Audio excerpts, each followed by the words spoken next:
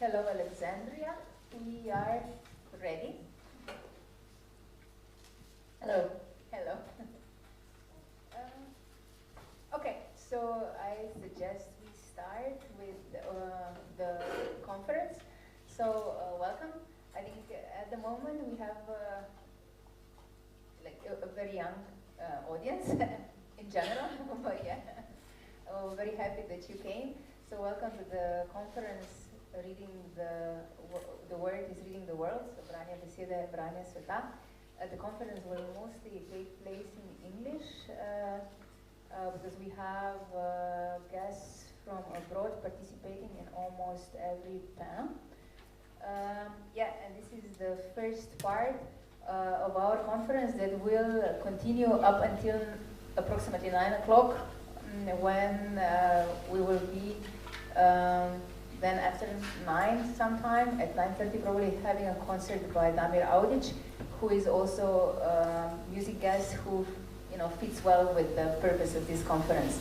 So as you were able to see, we organized this conference with the purpose to address critical literacy from various points of view. So critical literacy as a literacy that has implicit political and ethical dimensions. And which affects basically every information that we on daily basis are susceptible to. Yeah, thank you. So through media, school textbooks, social media, and so on. And the first panel, in the first panel, with our guests, we will address the role of the establishment. Politics, government, capital, and its influence on the autonomy of the media. And we will also discuss the left-wing digital platforms, how they appeared, how they survive, what is the meaning of them, and what is the relation between the, let's say, mainstream media or also various forms of media, printed media, television, and so on, in relation to digital platforms. So I will start with introducing our guests. First I will introduce Alexandria Shaner, who is with us on a wooden boat somewhere in the Caribbean. Hello, Alexandria. So Alexandria is an activist, writer, organizer, teacher, and a contributor and editor of the ZNetwork digital platform. ZNetwork is we will maybe talk about it a bit later, but is an independent media platform dedicated to advancing vision and strategy for a better world. Then let's start on my left. With me is Kristina. With us is Kristina Božič. Kristina is a freelance journalist. She's a contributor to Mešanec digital platform, and Mešanec is a Slovenian digital also left-wing portal that it's, let's see, is an open platform for stories written in the need to contribute to a better and more just common tomorrow. So welcome. Then it's Noemi Brunet, who is my co-host with this panel, my co-worker. Welcome, Noemi.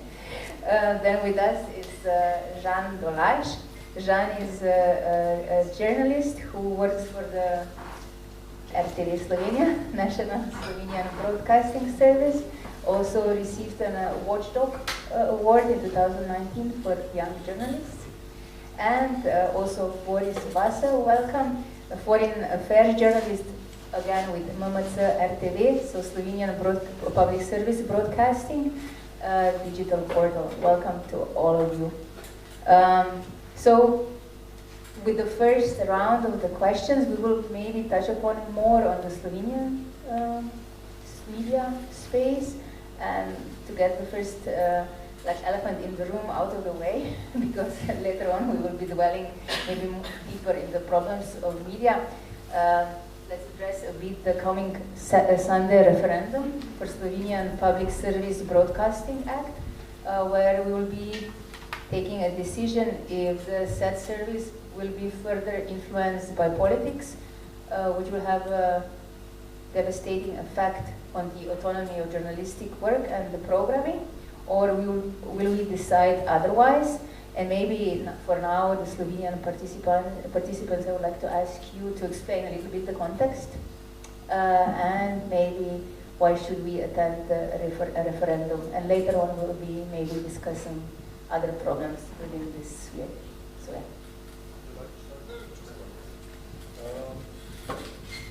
What's the context of the referendum? The context is the unbearable situation that the public broadcaster is in right now, and that's due to the law from 2005, which was adopted by the Slovenian far-right party, Slovenian Democratic Party, and the consequences are visible all since then, but all the time since then, but especially now under the current leadership of the public broadcaster.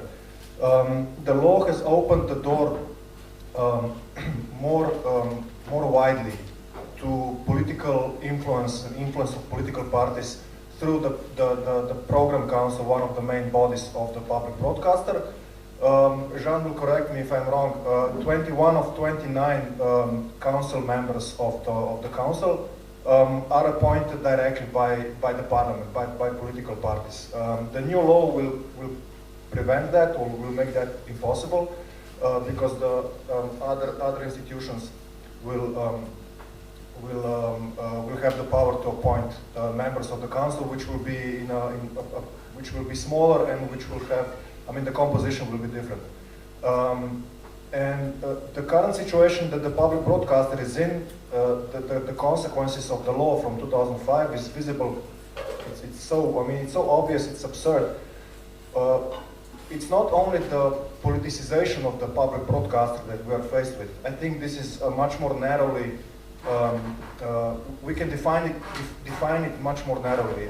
It's actually giving control of the public broadcaster literally to one political party, and that is the Slovenian Democratic Party, through people that are either directly connected to the party or have indirect links to the party and the highest members of the party. The director, I'm sure that everybody here knows, but I think it's important to point this out, that the director of television, the public television, is literally a man who was a PR, the head of the PR office for the government just a few months ago. So this is a situation which would be maybe difficult to describe to someone looking from the outside, but this is the situation that we are here. Literally a PR officer of the government is now head of the public media in Slovenia. So the vulgar and the infantile and just plain stupid politicization that is going on is due to the law from 2005. If you want, we can enter later into problems of the public broadcaster that are, I think, more broad and have a larger and longer history. But this is the point we're at right now. The new law will in my opinion, change this dynamic and hopefully prevent at least such direct influences from politics in the program. Yes, I agree with Boris. The situation now is acute. I mean, the politics has always had appetites and tried to involve in RTV Slovenia, but now, in the last 2 years, the situation is really vulgar.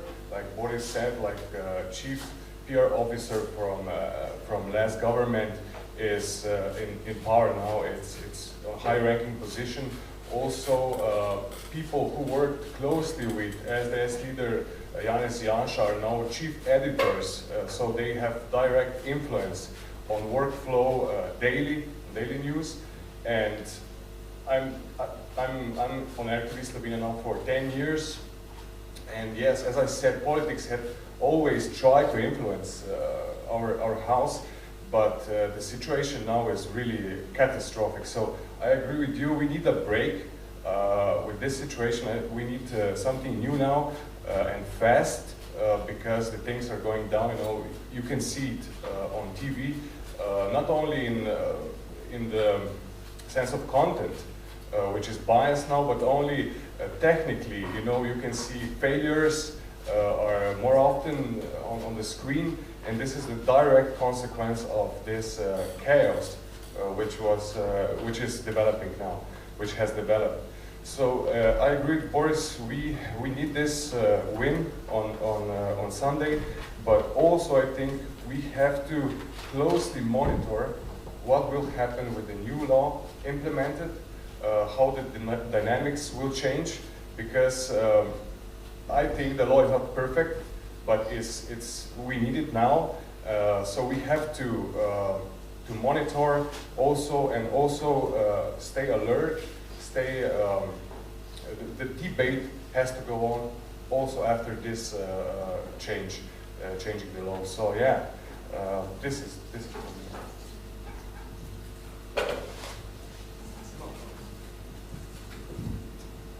Maybe I can just say that I've been to the referendum on I think Wednesday, just using the possibility to cast a vote beforehand.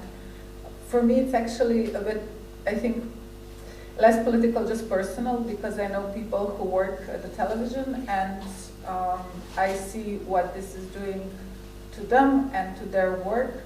And I was preparing an article for magazine Ekran about the situation, and for me what's something that should worry us all is what people say, and this doesn't, I mean, it's journalists, but it's also people who are, I don't know, directors, cameramen, technicians.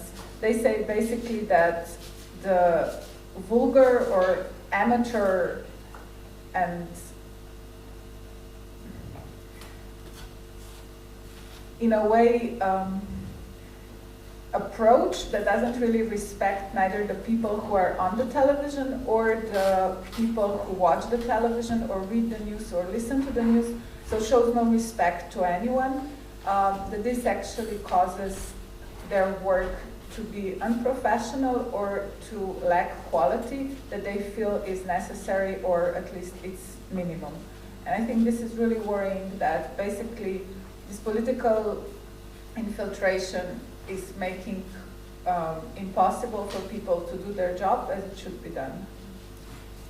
So thank you all. Maybe to go a little bit deeper into the problematics, but we know that even before the government, the situation on public broadcast service was not perfect, as it is not perfect in the media world in general, not only in Slovenia but also abroad. So my question now for all of you, and maybe we can start with Alexandria with her thoughts and then continue here in the Gustaf Hall, is because we know that mostly mainstream media, either public or privately owned, is, if you read daily news, you can see that they are clearly speaking in the interests of capital and corporations. So, and at the same time, we are also faced with the very precarious working conditions of journalists, either in the public service or media or in the private sectors. And it's true for Slovenia and abroad. And a few years ago, if you remember, the Slovenian press agency, STA, was collecting donations to keep the agency afloat because of the extreme right-wing government. But still, at that time, there was another possibility. So the possibility of maybe the workers taking over the agency. And so my question is, what do you think if the workers took over a media institution, a media company, and form a workers' cooperative, perhaps within the participatory economy framework? Would that bring any change in reporting? And are journalists actually prepared to do that? I mean, with the STA, we saw that they are not, but are they prepared to take over a media institution like the workers sometimes take over factories? So maybe Alexandria, what are your thoughts on it? And then Boris, Žan, and Kristina. Sure. Well, I can't speak very specifically on the conditions in Slovenia, but I can speak more broadly, and maybe even just about the conditions in the US where I'm from. that yes, absolutely, a workers' takeover in the media industry, like in any industry, is going to change, who is served, what is the power structure, and especially in media, what information and the quality of that information is produced. So, of course, yes, that's a good idea, but I think your second question is the important one. Are the conditions ripe for that? Is that a possibility? Is that something we can fight for right now? You need a strong public support, especially when it's media, if there were to be a workers' takeover in any main outlet. Years ago, ZNet actually did a campaign called Press the Press, which was encouraging demonstrations at the level that movements demonstrate against war, against social injustice, to try and build this base for contestation, this public support for workers' takeover of the media industry. Back then, it did not get off the ground in the U.S., but I think conditions these days are changing. I don't see in the U.S. that workers in media are organized to the point where a workers' takeover of a major outlet would happen anytime soon. But I do think the public sentiment is much more ripe for the support to develop those conditions. And I think that's due to all the disruptions we've seen from digital media, from the increase in alternative media, and just the fact that everyone is completely aware it's no longer news, that mainstream media is not necessarily considered the truth. It's considered political or corporatized. So I would say yes, absolutely, workers' takeover of the media industry would be beneficial, but it would need to have the right conditions. And then the second thing is, what policy demands would such a movement make? So you mentioned internal structuring of media organizations along the lines of a cooperative or a participatory organization. Yes, those would be good things. And I also think that further policy demands that address root issues such as how is media funded, what is the relationship between the media and its viewership or readership need to be addressed. A friend of ours at ZNet has been advocating a campaign for what he calls an LJI, a local journalism initiative, which is basically an idea for a public subsidized local news to be redeveloped and sustained in the US, but not just that the government would then control the local media because they would fund it, but that actually control would be handed over to citizens at the municipal level, and each citizen would be able to vote in their preferred media organization on an annual basis to receive these public grants. So I think that work needs to be done to get public support for changing the media industry, and then we need to be clear about our demands to restructure at the very root level. How does the power structure work, and where does the money come from? Thank you, Alexandria. I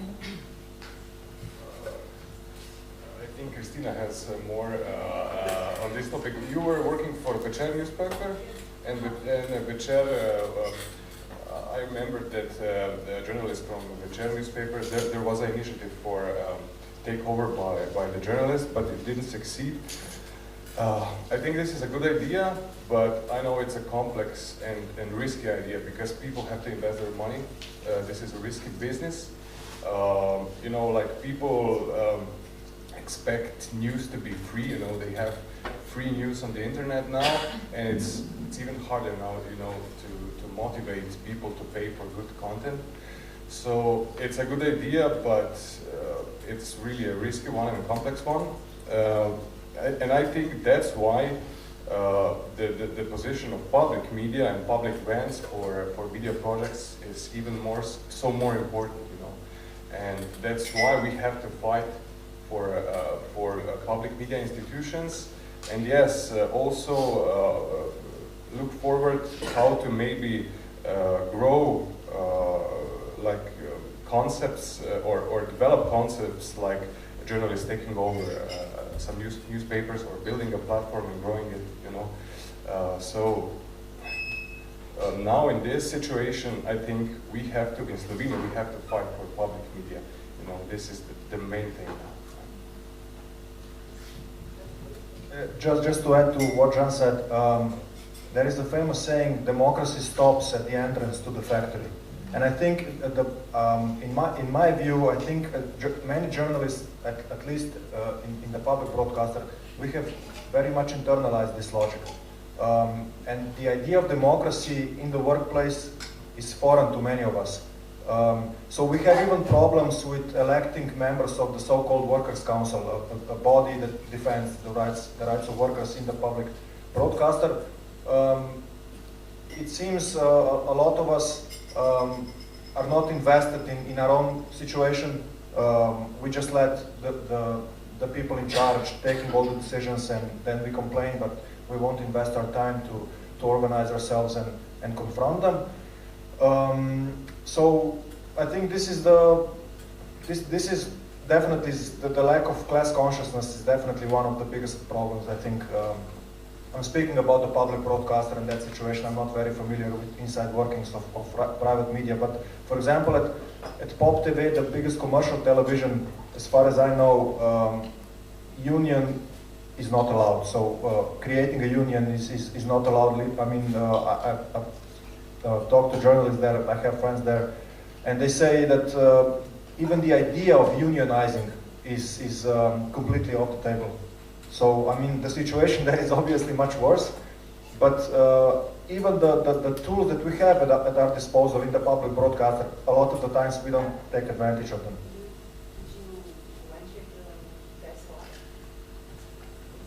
Yeah, I think it's you have to train yourself in democracy and taking part and communicate with others and organize yourself. It's not an easy task, and we see this going on now with the strike of journalists and other workers at the public broadcaster, which is going on for about a year, I think. And no, half a year, sorry, from May. And it's really difficult to talk to people who don't agree with you, to convince them to listen to arguments and just to invest time and effort in things like in this process. It's much more easy to just to go to do your job and do what you're told and complain. And I mean, I do it as well, so I'm not elevating myself above others, but this is the problem, I think, one of the problems. Yes, it's a question of internal culture also in the media outlet, you know. When I came to television, there was a strictly hierarchical system, you know, and I still think this is not good, you know. You have to have hierarchy, you have to have responsibilities, you have to find the right balance between this. Maybe I would just add, I think I very much agree with what has been said. And my experience at newspaper also has been that hierarchy is actually somehow built on information. So it's really weird, it's paradoxical. Although media deal with informing people, it's often the information is not democratically spread among the workers or journalists, or the editors somehow know everything. And based on that, I think also hierarchy can sometimes be built, and for me it was unusual, and it took time to actually wrap my head around that. I think that what happened, or what we've seen happening at the public broadcaster in Slovenia, has actually politicized journalists to a point. And I very much agree also with what has been said before, that debate has to continue. I think we haven't really opened the debate on the level of content and not so much as this politics. I think we're dealing with like first aid, but we really need to start talking also about the quality journalism, what's the somehow public role. And I think for me, always interesting question when it comes to why do people, why don't people vote for for workers' councils, or why do they don't engage into trade union, is do they believe that they can achieve anything by doing that, or do they feel that these structures are also actually corrupted and used only by the current administration or leadership to actually somehow legitimize their own decisions. So I think it's worth questioning these democratic tools that we have and also try to make them more democratic. And maybe that will also help then getting people involved, because they will see that this can actually change things. To quickly, I mean, for me, there was at one point a question, what can be done, because it seemed that the government is not also very eager to do something about the public broadcaster, and since this is in public interest, to me it seemed like what in Maribor here was said, right? Was it a hvun, or like take them out? I think, don't let them get back inside. For me, somehow, and this is basically probably, it goes from the occupations that we have seen in the aftermath of the 2008 economic crisis. And at the time, I think also the public broadcaster in Greece was occupied or taken over by the workers when it was the question of whether they stop working at all because there's no money, or they continue because they really believe that what they do is important. So that was like a crisis situation, and it didn't last. And I think this is important also to understand, if we're thinking about workers' takeover, like if it's long term, I think you shouldn't romanticize it. And I feel that, if a journalist also has to worry about money and ads and different stuff, it can show on the quality of his work. And I think this is a bit dangerous, but I haven't really, I don't have it figured out. Interesting story is Le Monde Diplomatique, which is owned, I think, in a third by a society that's actually their readership, and then a third is owned by the journalists themselves, and a third by Le Monde, as Le Monde newspaper. So this, I think, Le Monde Diplomatique model is something that for me is quite appealing, because it creates a bond with the readerships or with the public.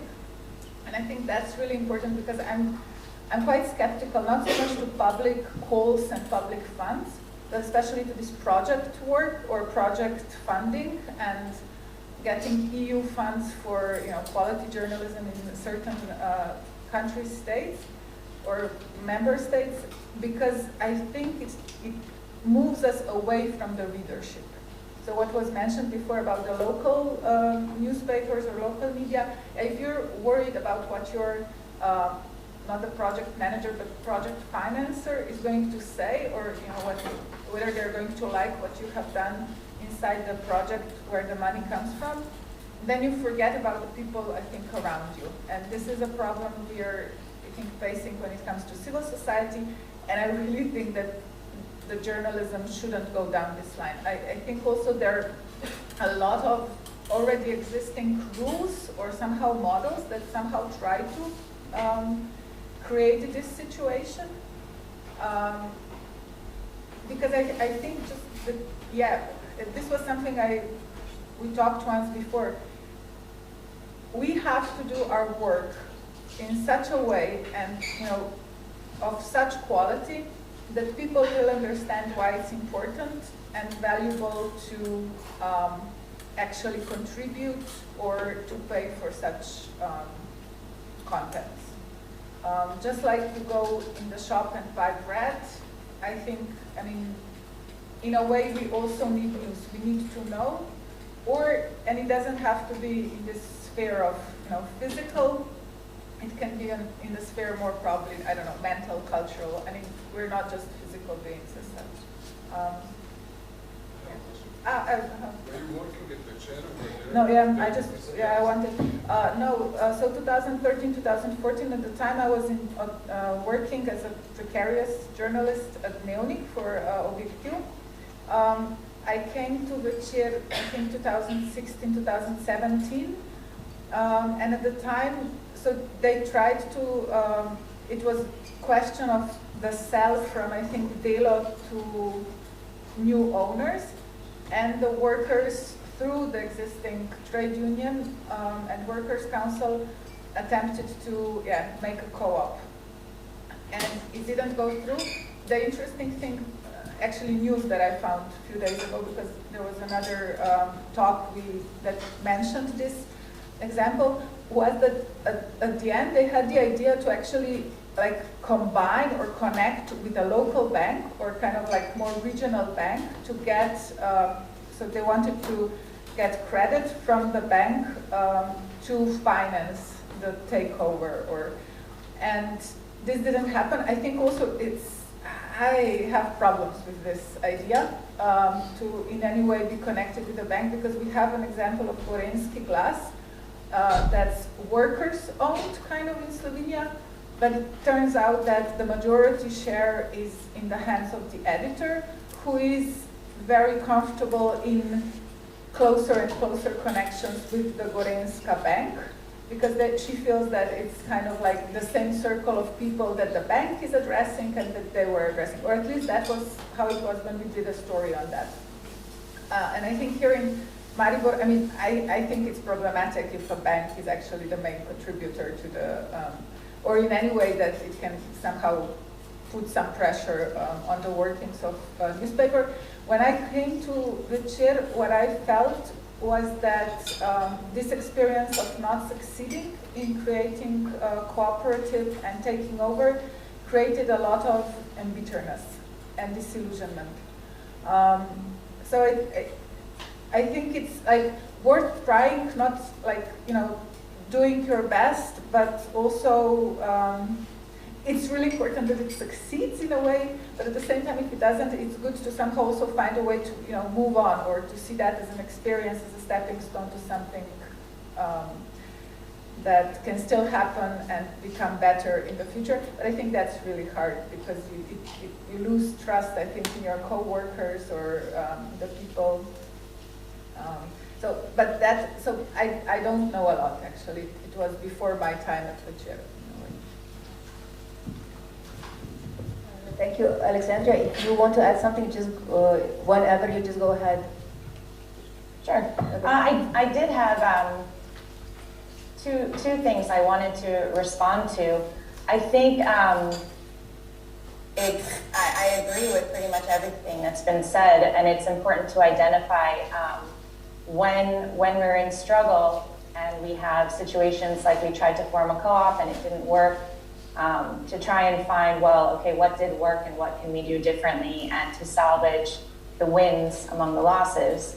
And same thing if, you know, if you're seeking public funding, or that there should be more public funding for media, and then you find corruption or pressure, as was mentioned, to please the project or the fund manager, to identify, okay, so what's not working about this situation. Doesn't mean that public funding is no good, it just means that we need to structure it differently. So one benefit of what I do at ZNet is I get to seek out and come across lots of ideas that are really solution oriented. So I'm gonna bring up a few examples that I can't take credit for, they're not my ideas, but they're ideas from our community of contributors.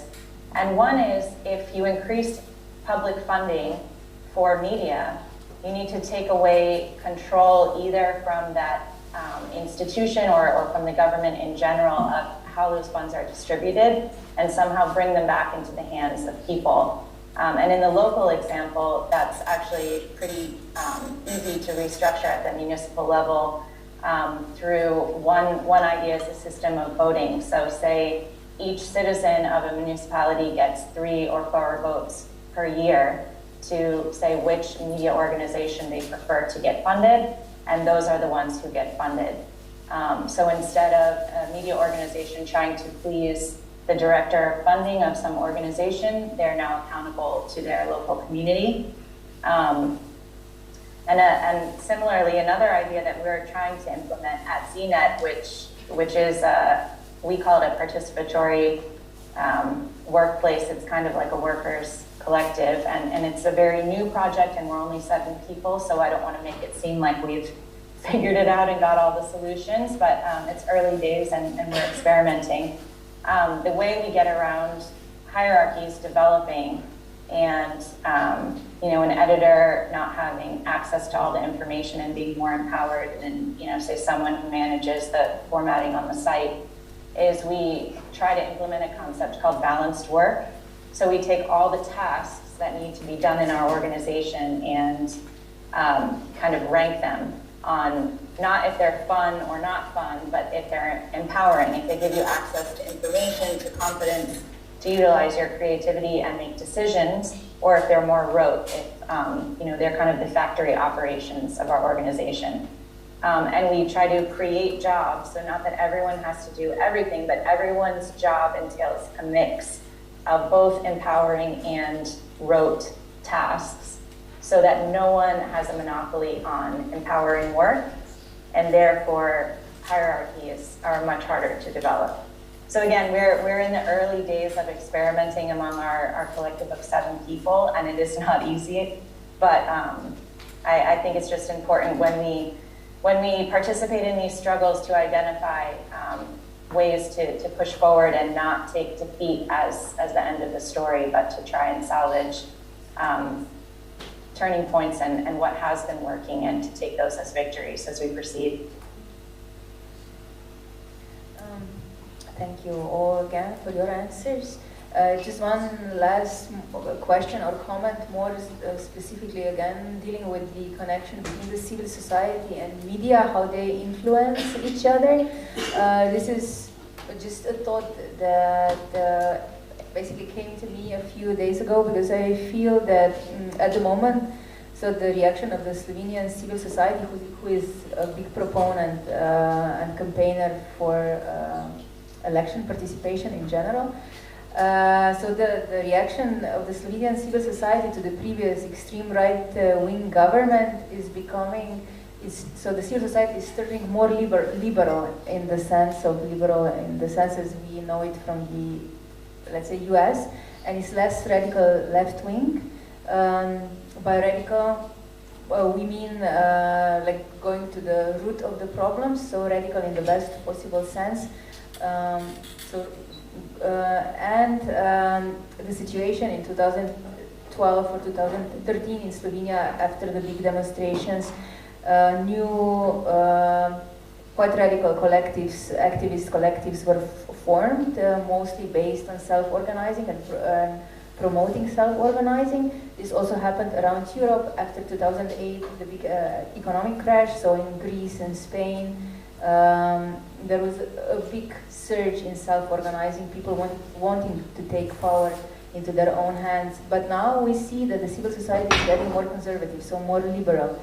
And it's also can be seen now where they are promoting, or we are promoting this specific referendum.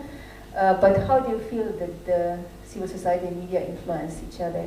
Because at the moment, I feel in Slovenia they're quite in sync with that. Is that something that you would agree with, or do you see any correlation?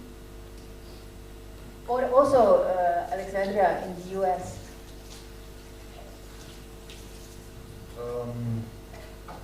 This is going to be improvisation, because I am still wrapping my head around your question. I think one of the problems in Slovenia is this fixation with Janez Janša, with one specific politician, head of the far-right party, which has, enormous influence, but still it's just one politician, head of one specific party. And the problem I see is not with the civil society and partly the media being fixated on the policies of that politician, but on that politician as a physical manifestation of his own policies. I think that's the problem.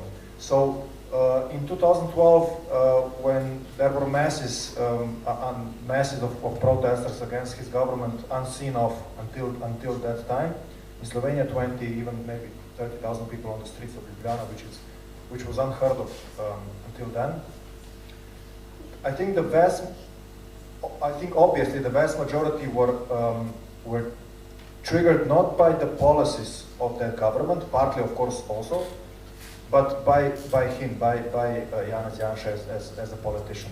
So when the government changed and the new prime minister was put in place, she basically continued many of the same policies, neoliberal policies of the previous government, but there were no people on the streets. So obviously, I think today we are in a similar situation where it is very difficult for civil society to go past this person and to, as you said, tackle the roots of the problem, whatever the problem is. You always end up in the dead end, the dead end of Janšism or anti-Janšism. So as if that is enough to understand or to solve the problem. I'm not putting the new law about the public broadcaster in that same category. I think it's not. I think that law is not part of that end. I think it goes beyond question of Janša. But generally, it's difficult for the civil society to. I think Janša is low-hanging fruit, and it's very easy to pick that fruit and say, okay, when we get rid of that person from the political scene, all the problems will be solved. Of course, they won't be solved, and you'll have to tackle the issues that he was proposing and implementing it. And of course, then you will have to deal with all the other people that were on that same train. Yeah, I agree with you. This anti-Janša game it's like a symbolic fight, and also a left political spectrum abuses it. You know, we can see like this Freedom Party, Gimene Svoboda now, which came to power. This is my analysis of them. No, they already play this populist discourse. You know, like they are putting some high-ranking political figures out, and like they're asked questions about like some concrete questions about some contents, some policies, and they're just not giving the answers. They're just find this easy way out, and there is a bad Janša, you know, and this is really like a trap. It's really a problem also for the left political spectrum, and we can also see like some NGOs which maybe had some concrete ideas. If they are absorbed into the political arena, you know, they quickly find a way to this easy way out, you know. And I agree, this is the problem. We have to go beyond this. We have to also, as voters, we have to demand from those who we vote for to not give us those easy answers, and we have to demand more from them. Yeah.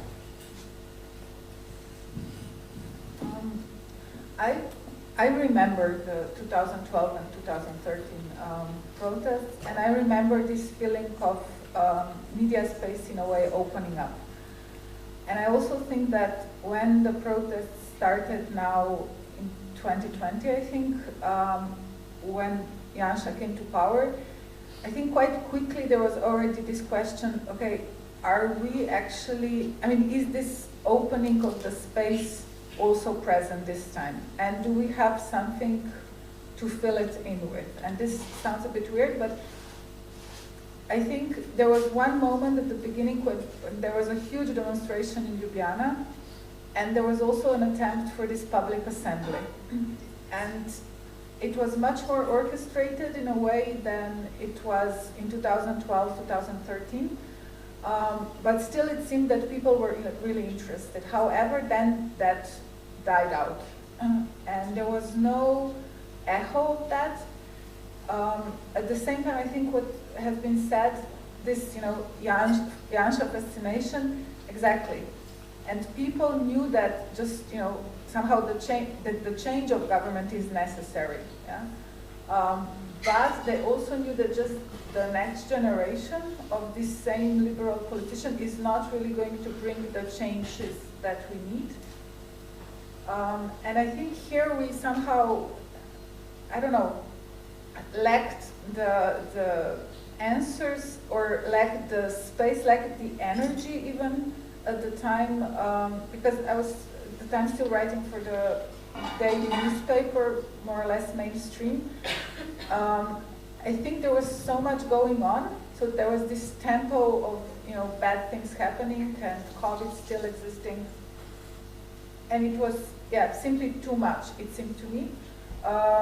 So we didn't really take time to reflect, and I think also at that time it was clear that the police might be coming more hard on the protesters, and some radical, more anarchist or very democratic emancipatory movements pulled back because they felt that somehow the dynamics on the streets are no longer something that they feel comfortable with or in control. And we also saw the protests that turned into riots that are more or less, I think, left unexplained in some way or another. And I think here for me it opens up the question, okay, journalists themselves doing their job, but also then about editorial politics. So not just responding to the news you're being fed by either the government or NGO sector or whoever, but actually doing the work and digging yourself into something or setting the agenda.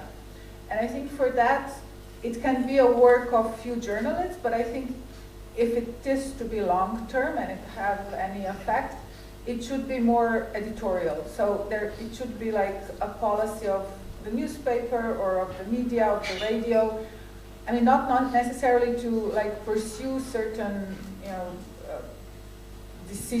certain way or be blindsided by all the contra-arguments, but just to say, okay, so the problem is this, and I think this is something Tatcha is doing because it brings out the problems and it somehow then forces the government and the power to respond to that.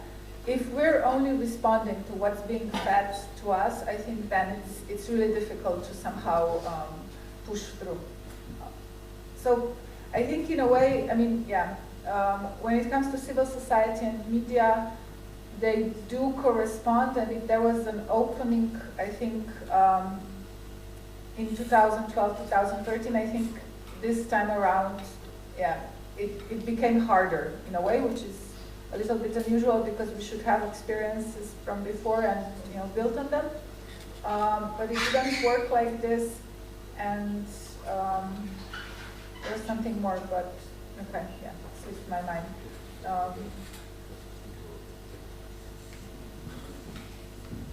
Come back to you and you can add. Alexandria, any thoughts on that? Yes, again, I think it's not my place here to speak on the details of conditions in Slovenia, but I can certainly talk about the relationship of media and civil society as it's developed in the States and just broadly that how it can apply anywhere. Much of the time, aside from more radical left grassroots movements towards liberalism, is sometimes a case of a struggle being co-opted by the existing powers. Recently in the US, we had Black Lives Matter, and before you know it, what was a very radical campaign and movement at the beginning led to very establishment-based politicians trying to appear liberal, writing Black Lives Matters on their, in front of their courthouses, basically to get votes on the basis of identity politics when these politicians have nothing to do with the radical, as in would put it, the roots of the issue. But it can go the other way as well. For example, in the US, the word socialism until very recently would put you in the realm of scary, radical, no one wants to have a conversation with you, you can't say the word on TV. So, which might for you all seem ridiculous, but it is absolutely true in the US. And really, I think we can credit the campaigns of Bernie Sanders for this development that now socialism is no longer a dirty word and you have more and more young people identifying as socialists and using the word comfortably every year. So yes, you can have more radical movements that are co-opted by liberalism and watered down and snuffed out, but you can also have liberalism itself as a tool for more radical movements to move the bar of public opinion more towards a position where we can have conversations about real radical issues.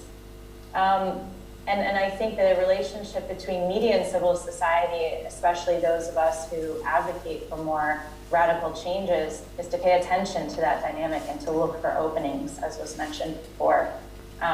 Any serious effort to reform media, the media system, needs to be part of a more holistic, revolutionary program to overthrow capitalist political economy in general. So we need to integrate our struggle with wider struggles and just take any opening in civil society where we can have these conversations to continue to push a more radical agenda forward.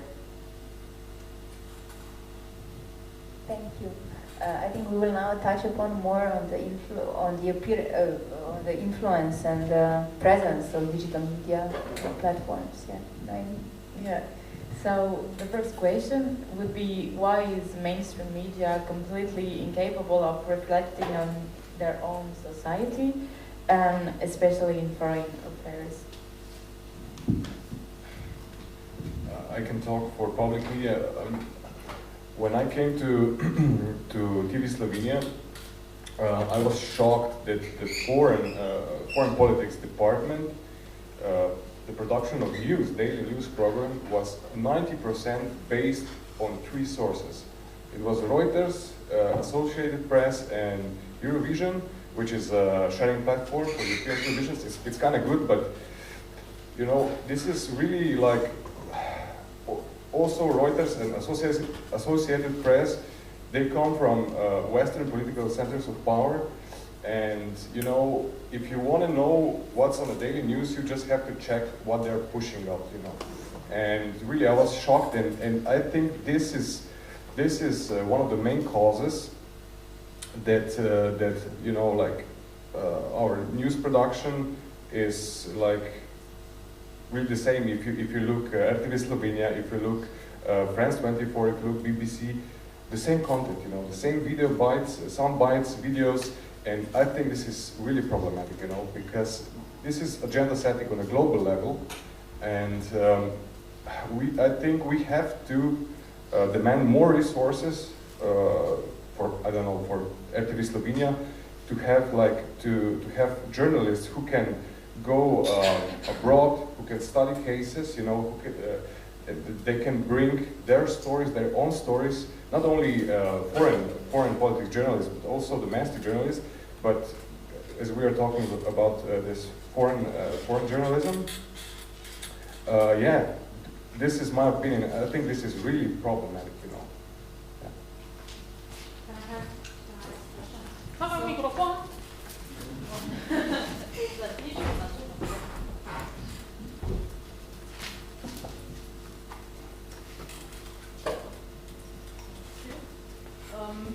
So my question is, what are the conditions on working on RTV now? Because we know like that things are intense and the referendum is this Sunday. So like you can publish an article if it's not approved by RTV Svet RTV, or do you have like certain instructions on how to write an article? So thank you for the question. Maybe we will save the questions for the end, because now we are moving towards a different direction, but we'll get back to you, okay? Okay. We have a lot to say about that matter, so please don't leave.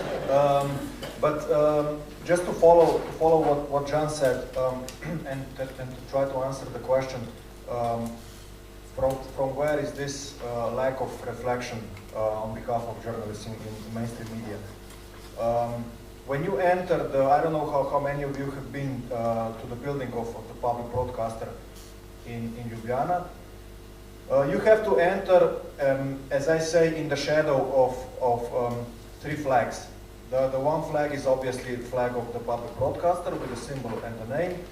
not problematic in my opinion.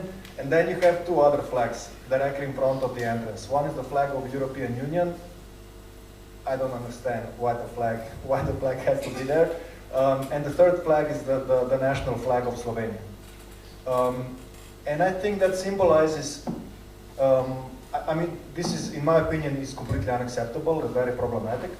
But it symbolizes the way the institution of the public broadcasting and the people who work there indirectly identify themselves or identify ourselves with the state, with the country. So you can imagine when you identify and view as synonymous the public media with the state, you would never use state media, for example. Of course, we understand why that's bad, but we don't understand why it's bad to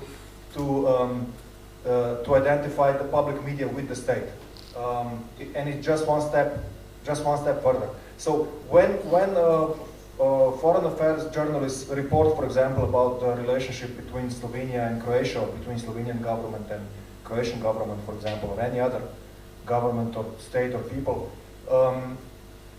you can understand how on a maybe a subconscious level you view Slovenia as part of you. I mean, Slovenian government is our government, so we have to defend our own position. And a priori, the Croatian government is an adversary, and Slovenian government is something that we all subscribe to. And that's just on a symbolic level. But this problem of identification with the state is, I think it's crucial. The other problem is that journalists often view ourselves as a sort of like priests of information, or as like a higher caste. Like we have the information, we will tell you what you have to know, and we identify ourselves with the authorities. Like the famous saying, media is the fourth branch of the government. I mean, I have difficulty even pronouncing that. I know what the idea behind it, but to use this terminology, that the media is somehow a branch of the government, I think this is also on a symbolic level, tells you a lot about how we perceive ourselves. We want to be part of the establishment, we want to be decision makers, not political maybe, but decision makers in the media field. And when you start reflecting, you have to ask yourself a lot of questions every day for every piece of news you have to put out, and it's a very difficult process. And I mean, you can avoid everything just by saluting the flag, basically. Yeah, I'll try to be short. So I think that there is certainly a lack of that I agree also. I don't know if before it was clear. I think yes, more money should be spent on public broadcasting. I just have doubts about project financing. I think foreign correspondents are crucial, and our parents, or even maybe us, we know why, because they can explain to a certain public the importance of an event happening on the other side of the world. And I think it's worth here just remembering that for many people, the non-aligned movement actually offered this third perspective. So it was not right, or it was not west, it was not east, it was somewhere in the middle, or people got on the field and thought with their own head and saw with their own eyes. And I think this also somehow, if you create actually this, I think it emphasizes then, or makes stronger also this idea of global citizenship, so the journalists are not members of a certain state, or we shouldn't serve the state, but it's somehow the universal and equality-based values that we should be promoting. And I think here, because we mentioned before when we were talking these 4 branches, I think we actually just have a problem. We understand fourth branch of the government, but we should actually be talking about the fourth branch of democracy and understanding that these branches exist so that they control each other. And that's exactly why, because I think many journalists actually feel what's wrong with patriotism? You know, I'm Slovenian, especially if you talk with sport journalists. I want to, you know, be for, you know, Slovenian team and I think they don't understand. If you're a journalist, you can't be on any side, not even of your own state. You have to be, you know, what they say, how is it, the whistler or dog watcher, not dog watcher, what, the watchdog? You have to be the control of this power, not aligned with them. And yeah, I think this creates actually a very unpleasant situation for journalists because you don't have friends, you don't have allies. You always have to be like the nagging one who says, okay, this is not correct, this is not right. And this is actually, you know, the most patriotic you can be, but not to a state or to patria, but to people and, you know, democratic value. Maybe Alexandria, you have something to add? I do. I really like what was just said, that I think even in a wider sense, more than media, we need to develop, in order to develop any kind of democracy, we need to develop our tolerance and appreciation for debate so that those of us who are the nags, pointing out this is wrong, that's wrong, is not seen as, okay, you're not a patriot or you're not a proud member of some community, but in fact, you're trying to make it better. So to me, this is a culture shift that applies wider to media. But I think back to the original question, yes, in general, at the large level, the press is owned by wealthy people who only want certain things to reach people. So that's condition one. Condition two is we spoke a lot about socialization. So whether it's through educational, social, or work institutions, in order to get a job, get a degree, and rise in your career, in your field, it's this mentality of either adapt or get out. So if you want to rise in a news organization, there are certain things that can and cannot be said. So yes, there's this socialization block, but I don't think that the press is actually completely incapable of reflecting on their own society, even in foreign affairs. And that's not actually a good thing. It means that the system that we have is even more insidious than at first glance, because it is possible and it does happen that reflection happens, but then it's immediately repressed. So one example that you may have heard of already, it's a quite famous example, I think Chomsky has spoken of it previously, is the New York Times in the US was the paper of record, so our public record of history. And there's two editions, the morning and the evening, and you would often find things that would appear in the morning edition that would then disappear in the evening edition, because the evening is the record, the historic record. So that was an even more edited down version. And in order to edit out the stuff that you don't want in the record, that actually does require some reflection. And the second example, which is even more prevalent today, is in the big papers in the US, you have foreign and domestic editions.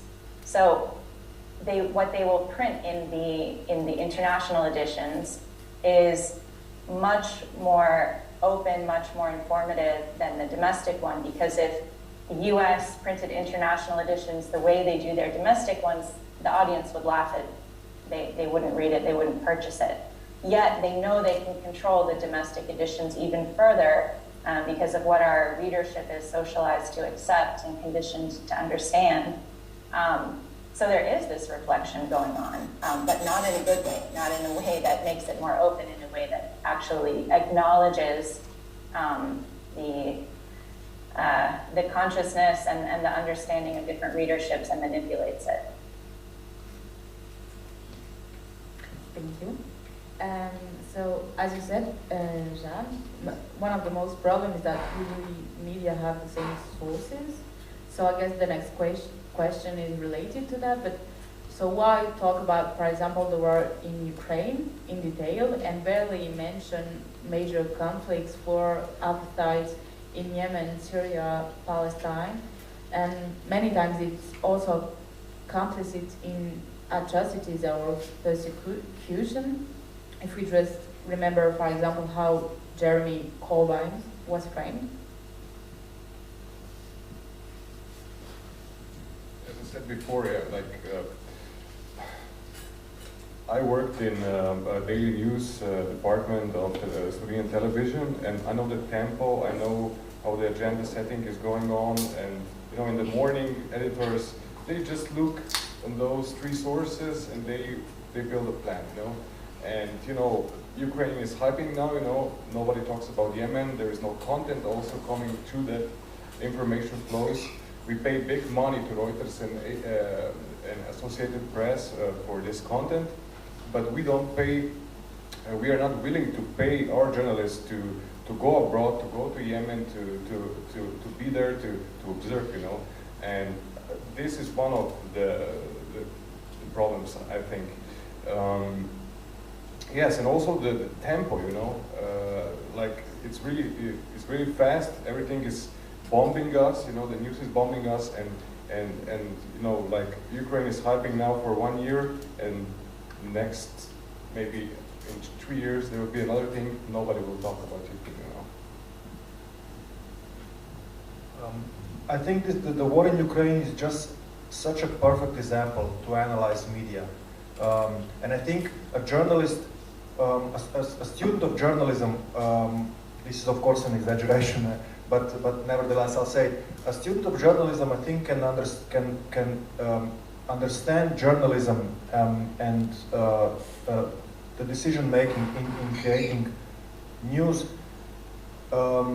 in just observing 1 month of reporting about the Ukrainian war compared, for example, to other conflicts in the world, and he will understand, or she will understand, more than in 4 years of studying journalism, I think, because it's just so clear. I don't know of a journalist who wouldn't say of himself, of herself, as not being professional, autonomous, objective, impartial, and so forth. All the attributes that we use to describe ourselves.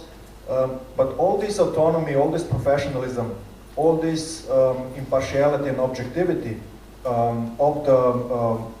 If we're talking about the Western media, is conditioned on, I think, one main thing, and this is the interest of the ruling establishment. And this is what the Ukrainian war so perfectly laid out for everybody to see. Russia is designated as an official enemy of the West, and that clarifies everything for journalists. I mean, as soon as somebody is an official enemy, everything is permissible, everything is available, everything is on the table. You can do basically whatever you want. You can be a 100% activist, and you will still be considered a professional and impartial journalist. And it's completely reversed when it comes to Palestine. So, not to say, for example, that focusing on Russian war crimes in Ukraine is a bad thing or is not necessary. Of course it is. But the fact that the Western media is not focusing and not, even on the level of terminology, not using the same tools, the same language, the same discourse, the same prism when talking about, for example, Palestine or Yemen, I think tells you all you have to know about what interests are behind the reporting. It's the Western countries, I think, and it's maybe that will be a shock to some of you, but don't care about human rights, don't care about democracy, don't care about freedom. I'm kidding, of course, because everybody knows this. But we are pretending that this is the main force behind support of Ukraine, for example, and we will go with that story.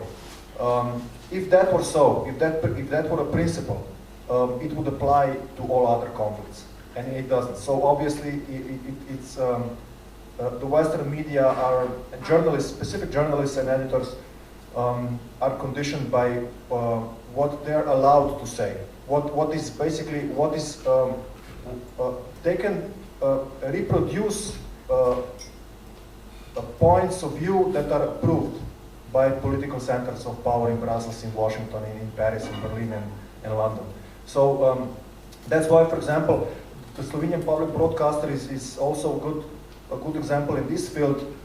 At the beginning of the war, we had on the news website where I work, and this was a decision made on higher levels, not our own decision, to have a link published on the website where you could, through that link, you could listen directly to Ukrainian public radio as a show of solidarity and support to the Ukrainian people under the oppression of Russian army and of the Russian state.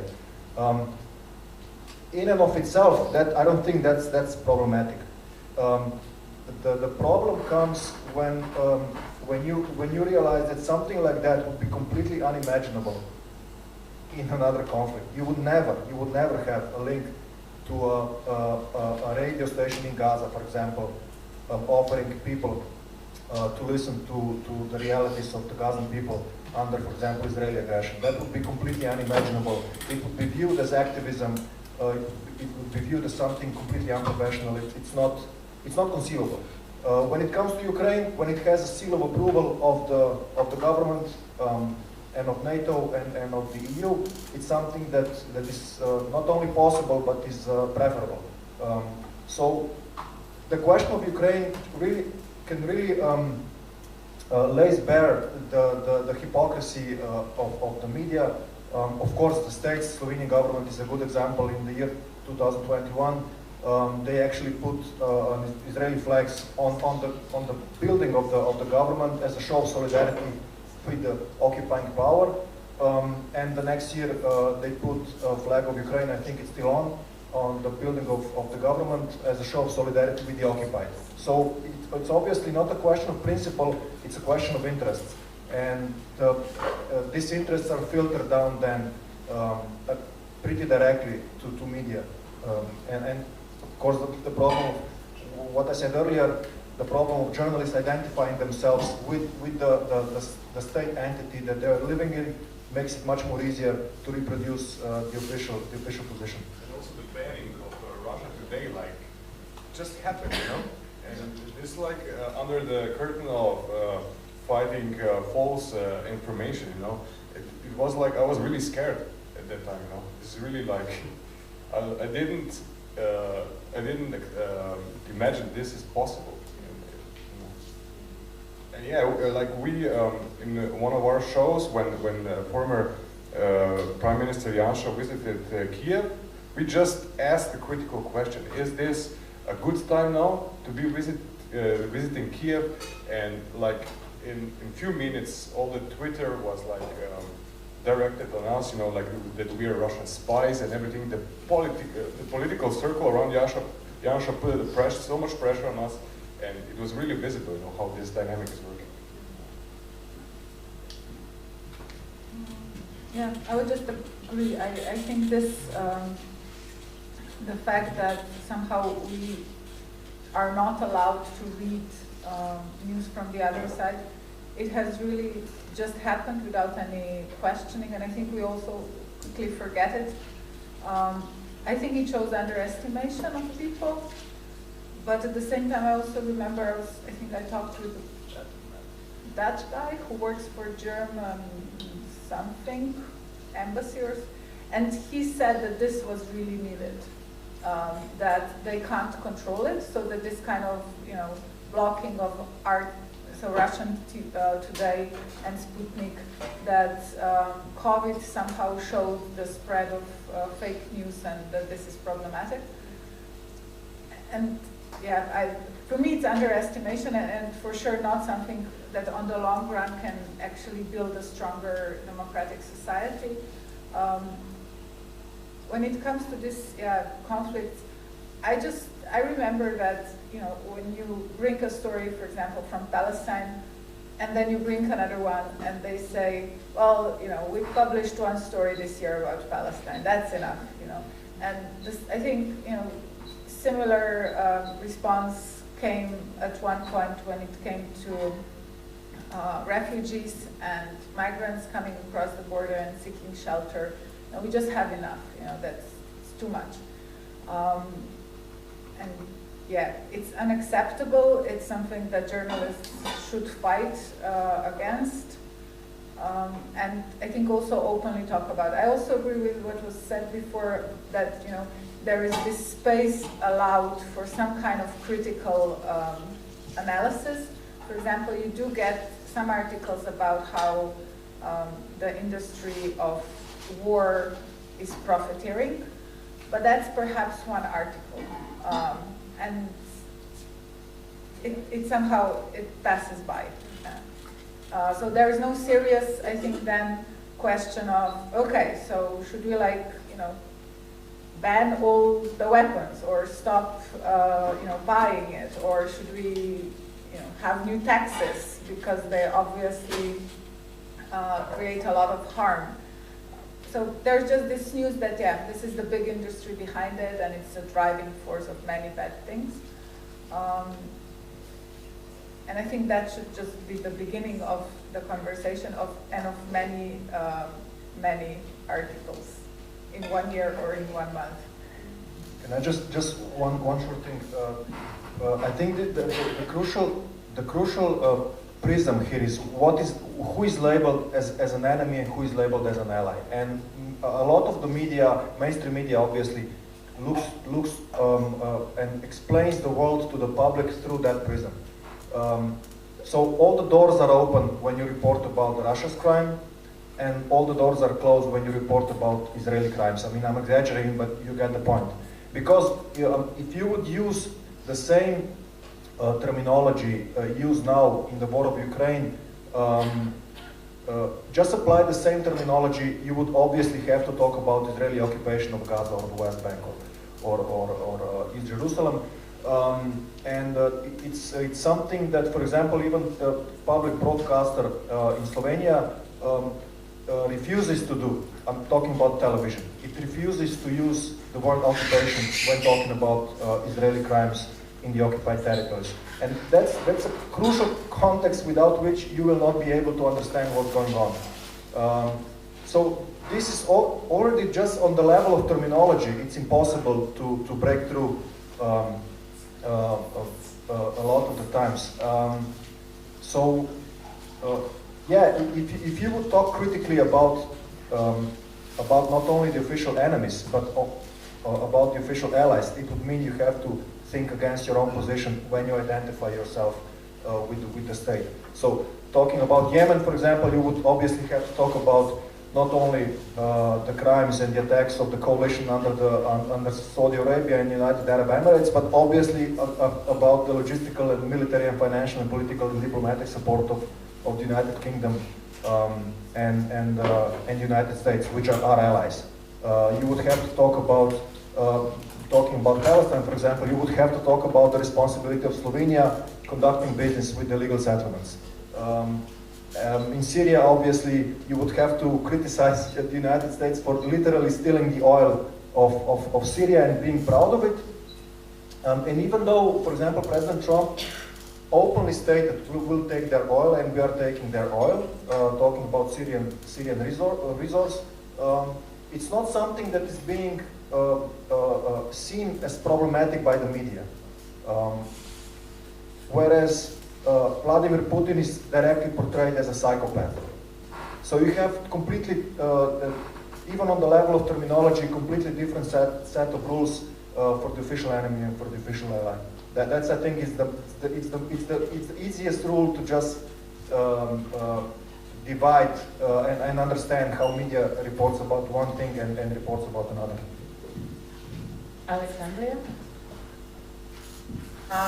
Yes, I think that in general, countries love to talk about wars that serve their elite interests and not wars that conflict with those interests. That's at the most basic level, I think, how you can understand it. So when our enemy is in an ugly war, we want to talk about that and show that.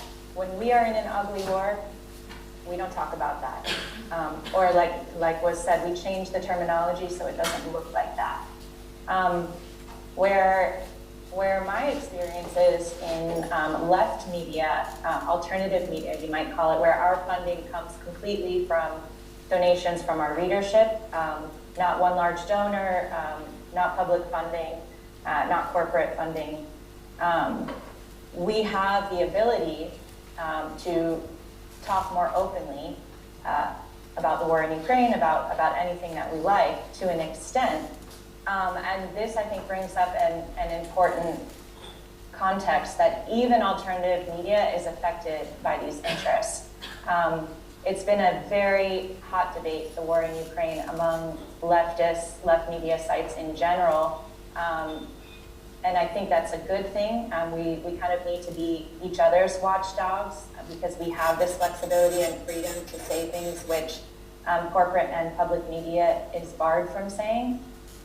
However, because we use crowdfunding platforms, many sites have had their PayPal accounts shut down, or there's a sign on whatever platforms they're using to share information that says, watch out for fake news, or their accounts are just closed. So we're still not escaped completely from these influences, and we have to be careful.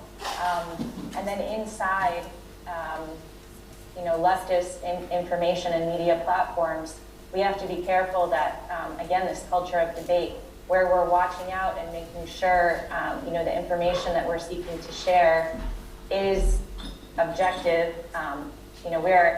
We're outwardly telling our readership we're anti-war, we're anti-imperialist, and from here, we're letting you know this is our perspective, and now trying to give you objective news and information. So it's a bit different, but I think that,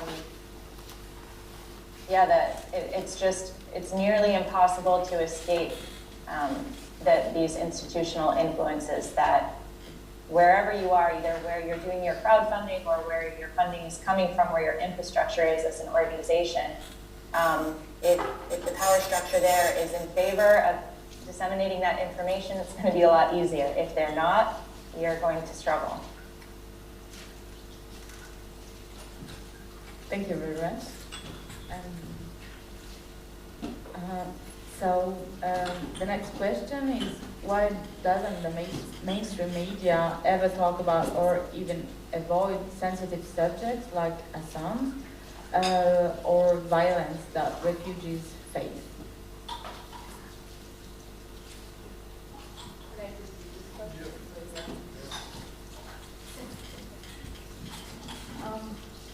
I would actually say, maybe I would again go to what Alexandria said and what was mentioned before. I think you always get a little bit of this, but not much. We do talk about violence, for example, against refugees. I did some reporting on that topic as well, and the question I had was, how can this reporting contribute to change if I'm reporting about something that's totally unacceptable and we know that violence and crimes are happening? And how can we prevent that reporting about this in terms of daily, so many people were beaten, or that's happening again, it's been like this for a year and a half, doesn't actually normalize the situation that is illegal and violates human rights. So at one point my fear was, how can reporting not contribute to normalization of a situation that should immediately be changed once it comes out in the open? And with Assange, I'll just leave the space for my colleagues. I don't know. I think it's complex, it's problematic, it's the problem of media forgetting, or maybe just even some bad conscience from our side, I have no idea. You asked about the violence against refugees, for example. Do we remember October in 2017 in Catalonia in Spain, where they had a referendum about independence, and the Spanish police, not the Catalonian police, but the Spanish police came and were very much violent and aggressive and brutal towards common people only wanting to cast their vote. And there was a big uproar, and people were shocked, literally. Journalists were shocked, politicians were shocked, everybody was shocked and disgusted because of this violence of the police against people. And literally the same violence and even more cruel violence was inflicted by the same police, by the same Spanish police on sub-Saharan migrants and refugees coming through Morocco to the Spanish enclaves, Ceuta and Melilla in the north of Africa. And it was obviously made clear that our empathy is reserved for people who we identify as us and not as them. So Africans coming to Europe, they deserve getting beaten because they didn't go through proper channels and try to get a visa or asylum or something like that. And the people wanted to cut their votes, obviously should never have been beaten. And the violence on us is unacceptable. The violence we inflict on them is completely acceptable and normal. And this is this is going on all the borders of the European Union, but I'm just using the example of Spanish police beating Africans and Spanish police beating people in Catalonia. So we were shocked by one sort of violence, and the same violence on the other side doesn't even basically get mentioned, even though it's more prevalent, it's more systematic, and it's going on for years and years. So that's that. And about Assange, as Kristina said, I think we like to justify our inactivity on that subject with that being a complex legal case with a long history. I can't start reporting about it now because I don't understand the whole history. It's going on years and years and years back. In what legal phase is it now? I don't really understand. So I think that's one maybe excuse for a lot of journalists. And another is maybe, and I'm just speculating here. As I mentioned before, we see ourselves as like priests of information, and Assange ridiculed our religion of information. And so a lot of media and journalists, I think, don't view Assange firstly as a journalist, are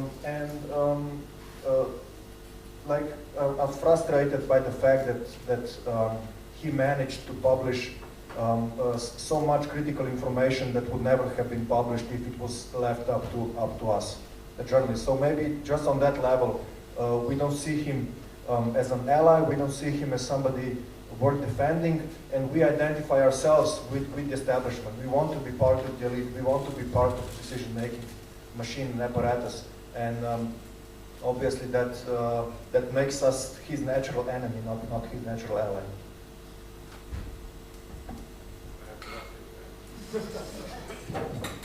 Maybe I'll just continue because I think it's also interesting.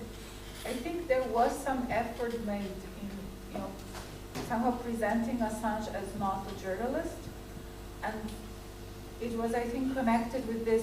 Yeah, but does he have the responsibility needed, to publish things? And then it's a question of whistleblowers and the protection. And so he was a whistleblower who did everything on his own, right? He had the whistle. He didn't need a journalist to help him, or in a way he did cooperate with them. So yeah, I think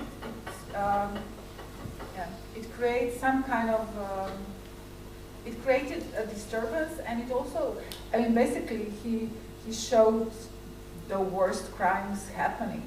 He somehow burst the bubble of this kind, wonderful West and America bringing freedom to the world, while it was actually bringing torture and violations of human rights and not caring about the rule of law.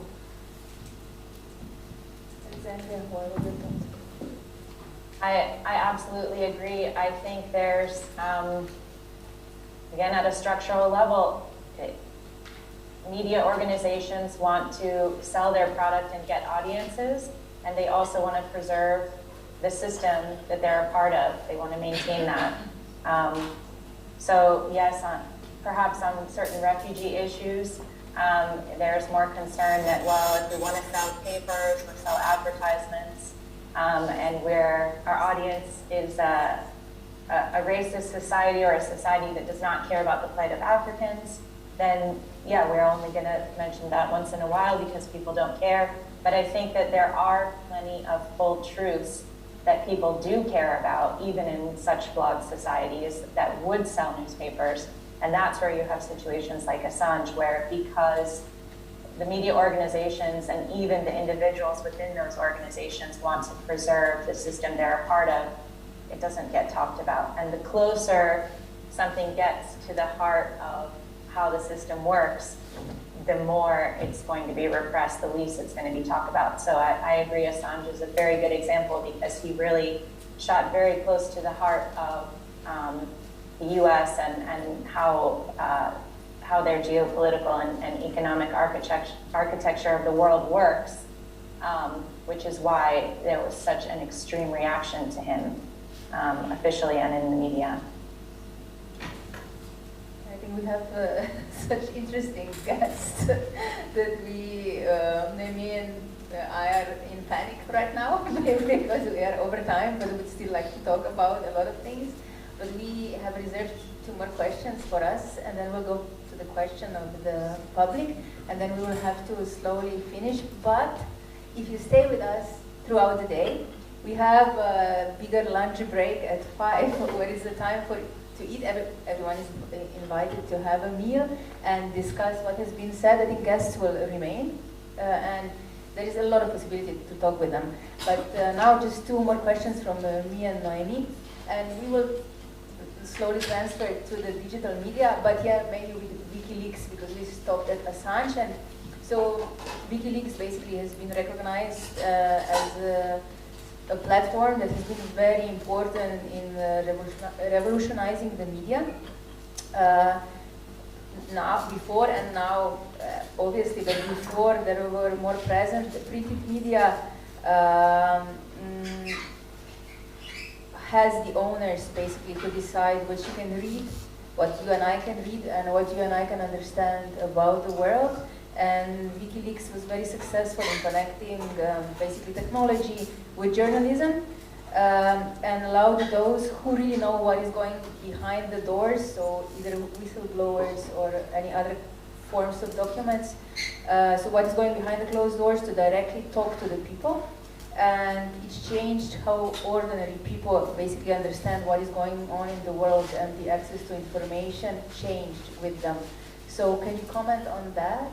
And then we will touch upon the importance of digital media, especially the left-wing media digital platforms. So the importance of WikiLeaks in all this sense. We will talk about WikiLeaks more later on at 7, but yeah.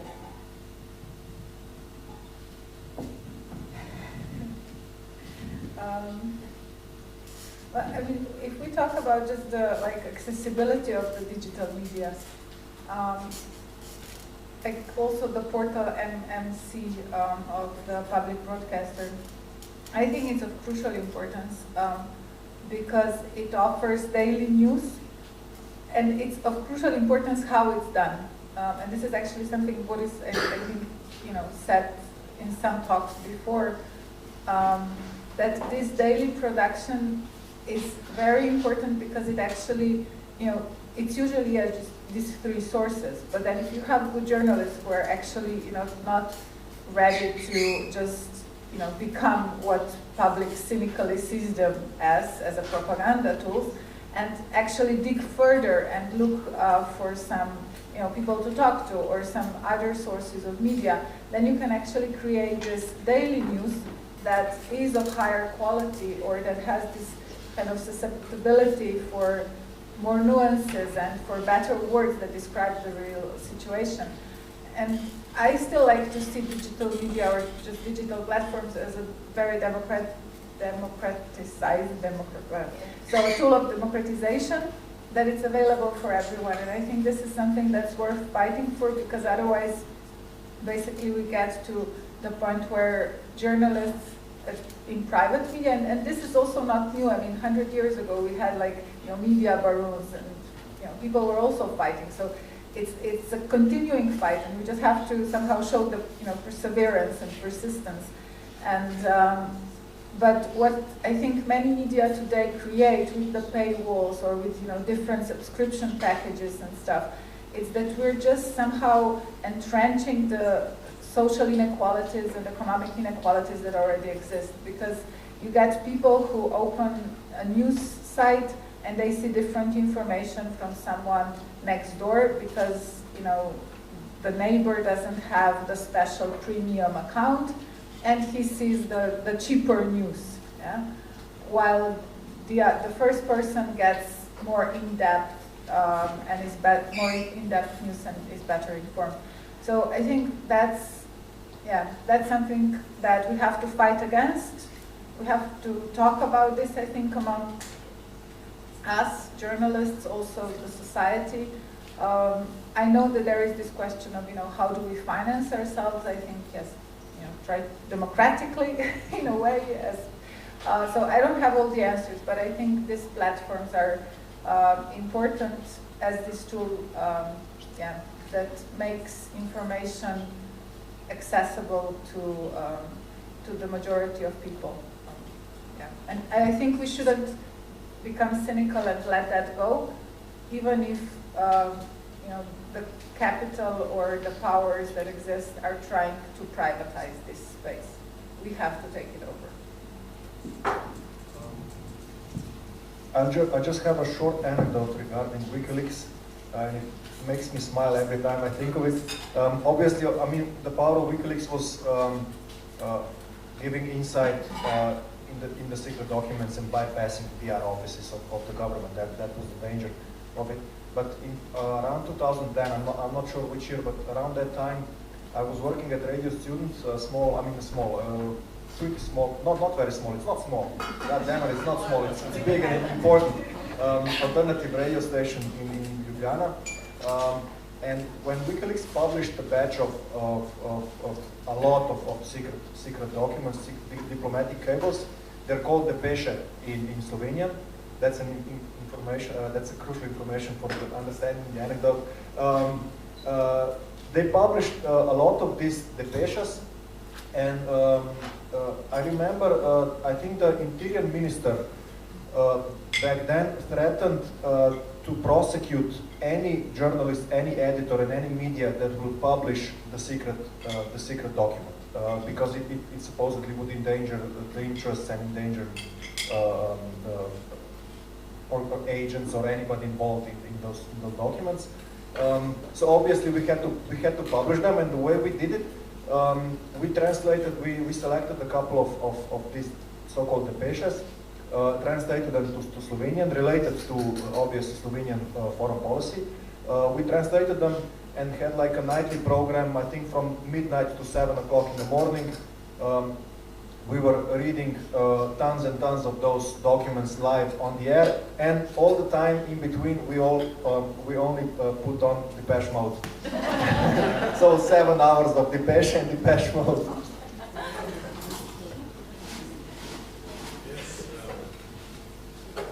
Digital space and information technologies are opening up new possibilities, but also this hyper-production of news, of information is also causing some problems, So again, we have to find a balance to get the best from these new opportunities, new opening ups, and also to balance this unedited stuff, fake news and things like this. I think we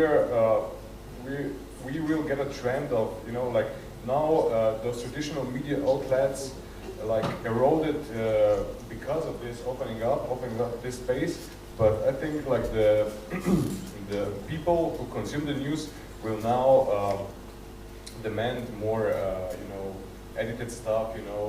They want to have a media outlet they can trust to, and I know in Slovenia we had some nice projects. Pod črto, Under the Line, it was really a nice project, and also like digital technology was a cheap way of like building a platform, you know, for them. A few good journalists came together, and they did really some good stories. You know, we also at Tarcha we cooperated with them. But again, this problem. Now, this project, after a few years, I think it's gone. It's, I don't know. Yeah.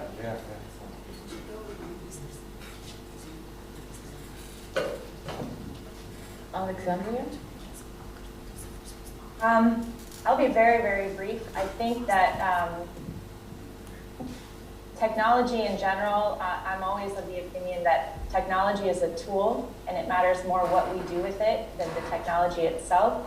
So it doesn't mean that digital media is good and that more traditional or even print media is bad. It's all about opening up space to create disruptions that allows us to try new things. So what we need to look at is always who's making the decisions, what is the power structure, where is the money coming from, what's the relationship with the audience. And I agree with everything that's been said. I just think it's important when considering digital media, what's the difference between WikiLeaks and Twitter, structurally speaking, and where you can find how you have such different outcomes from two platforms that can take information from anybody and distribute it to everybody is how are the decisions made, what's the funding situation, who does it serve. So we still need to ask the same timeless questions as we are able to utilize new technology. And I absolutely agree we should not surrender the digital space to capital. Any disruption is an opportunity for us to chip away at existing power structures and to create something new. So last question. So as we said, in recent years, more and more digital platforms and podcasts have developed, especially left-wing ones. How can you explain that? Maybe do you think it meets a need or a request from people, and do age or class play any role?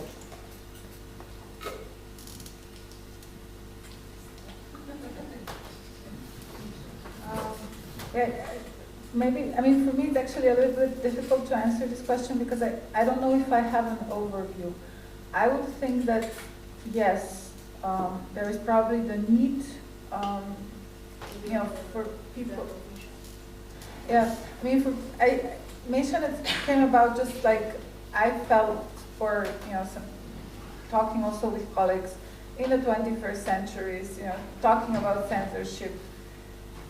In the age of internet, it doesn't make sense. We should create something, there should be we should use the technology to create what we feel needs to be created or written, and I think we have the tools to publish it and make it available for the people. However, I do think that this left, well, I don't even know if it's left or right, because I think there are many news outlets or websites popping up, and I think they don't necessarily substitute the media as, or bigger mainstream, however we want to call it, media platforms. I think we need them all. It's really good if they also somehow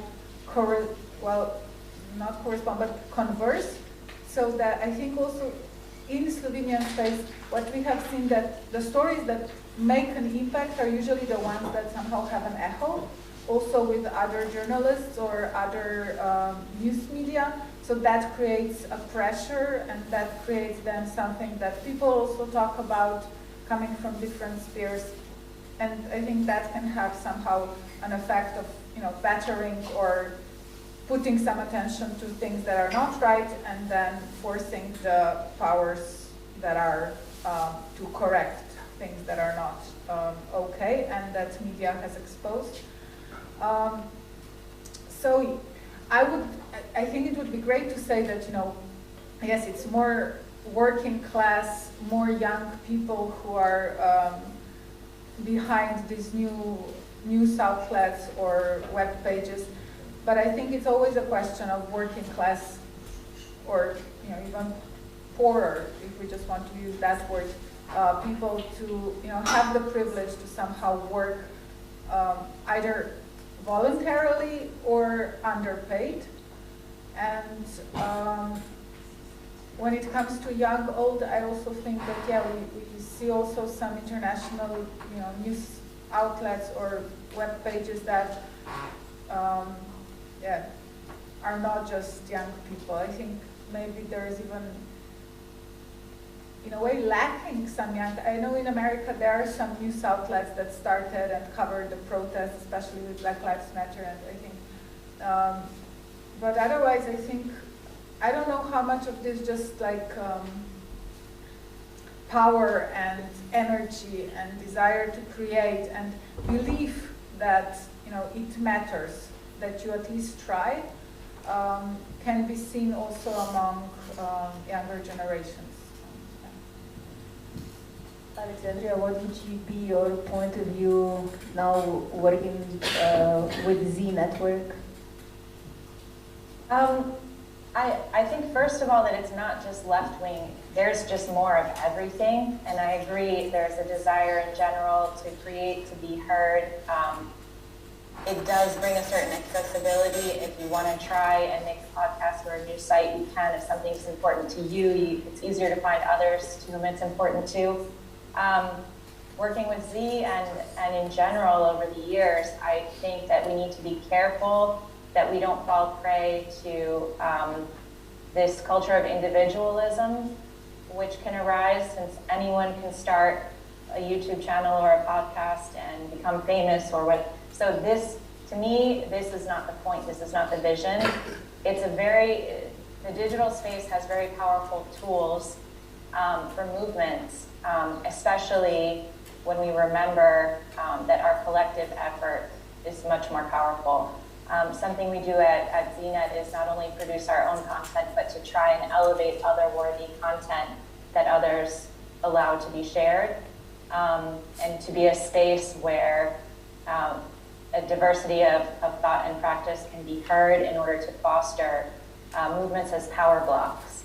And I think that the internet and digital space has a lot of great tools that we could use for this, but on the other side, it's kind of a very tempting and problematic feature that it also elevates this culture of individualism and people who makes the most noise gets the most fame. And I think among young people, this drive to become famous online is something destructive in movements, because journalism and activism are not always, being flashy with 1 million views and some exciting video.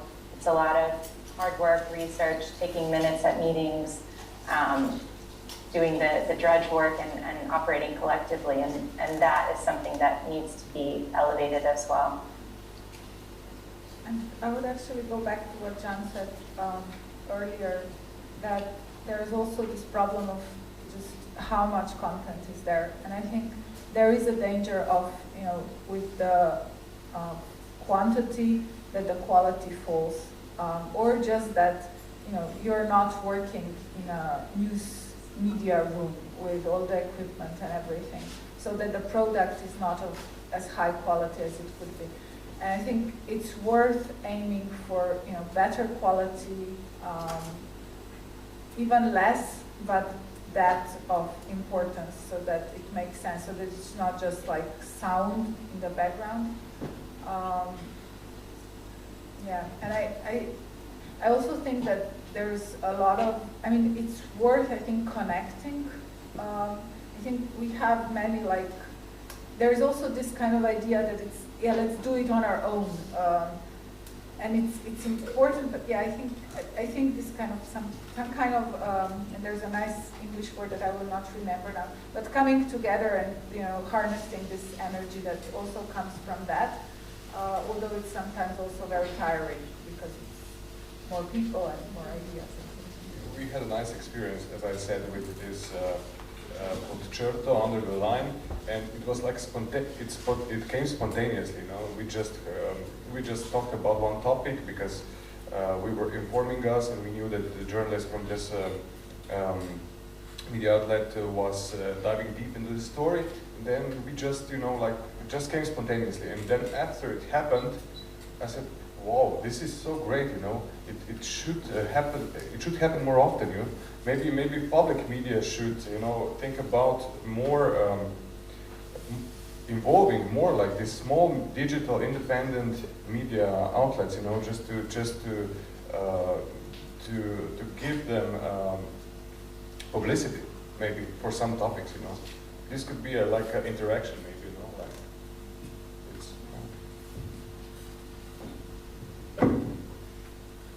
Yeah, I just also wanted. There was a debate just before the local elections here in Slovenia, and there was also a question about this independent media platform. And for me, it was just interesting, something that, you know, goes back to this quality, because one girl from one of the NGOs in Ljubljana who are very active and do a lot of work, she said that she still thinks that, you know, community media is not enough in a way if it's done on this more voluntary free time level. So that they see also as an NGO the quality of, in a way, professional journalistic work. And I think this is something, I don't want to sound like, you know, in any way that this is so special, you know, it's super important and has special powers, because sometimes it can, you know, some media work can be crap, but if it's done in a right way, it is a difference. There is a difference between, I think, journalistic work or communication or newsletters by movements. And I think the journalistic work is worth its name and its time. Yeah, because it offers, it has to, if it wants to be good, different perspectives. And I think sometimes this is something that's lacking when it comes to just this movements talking to themselves, although that's important as well, but I think, yeah. Okay, we unfortunately really have to end. We will just go back to the question from the public, and then, as I said, the next panel is in 5 minutes. And the opportunity to talk more is in the breaks, especially in the longer lunch break. So go ahead, please, again, with the question.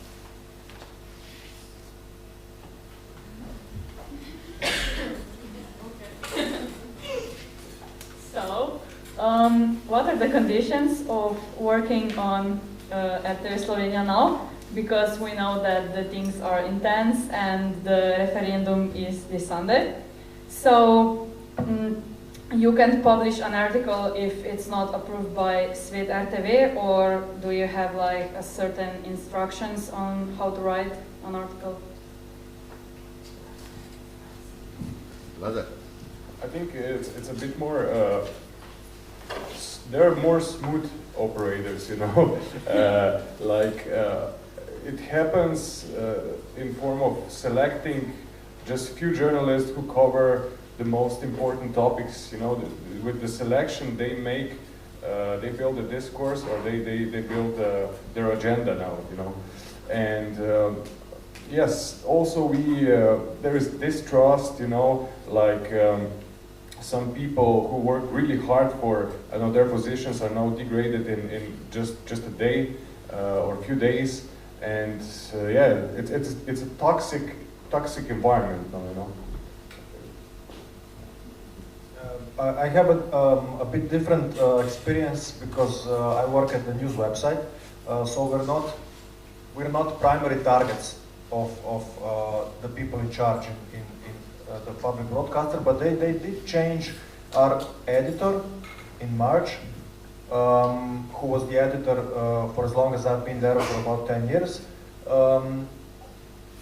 I don't even think that they gave a reason to change to substitute that editor, but they put in charge Igor Pirkovic, who is a television journalist and presenter, and he is now formally in charge of the news website.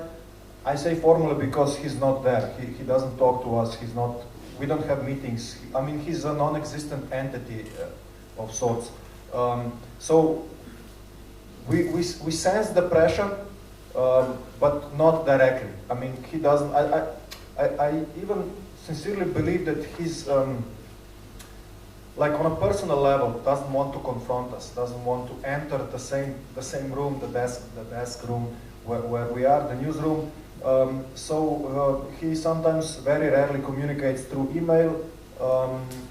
So we don't have the same experience as, for example, Žan and the colleagues in the television. I think the conditions there are much worse. But nevertheless, we are facing with an absurd situation where we have an editor, but at the same time we don't have an editor. So who do you ask for help, or who do you ask for some direction, or with whom do you discuss about concrete topics? We don't have anybody. So we managed to, because the colleagues at the news website, we know each other for 10 years, more or less. So we have an intense, we built an intense communication between ourselves. So we have like a horizontal level of organizing, which is obviously something I prefer in a way, but it's difficult because none of us has any authority or power to decide.